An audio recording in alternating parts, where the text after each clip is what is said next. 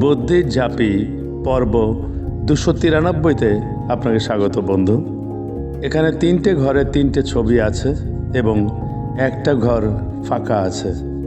1, 2, 3 পরপর 3টে ছবি থেকে একটা করে অক্ষর নিয়ে একটা অর্থপূর্ণ শব্দ বানাতে হবে, যেটা বসবে চতুর্থ ঘরটায়, যা আপনি নিশ্চয়ই পারবেন।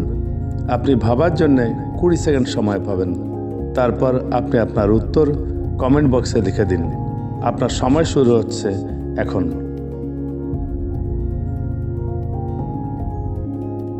এই রকম আরও ধাঁধা পেতে আমার ফেসবুক প্রোফাইলটা ফলো দিয়ে রাখুন এবং আইবি ক্রিয়েশনস ইউটিউব চ্যানেলটা সাবস্ক্রাইব করে রাখুন।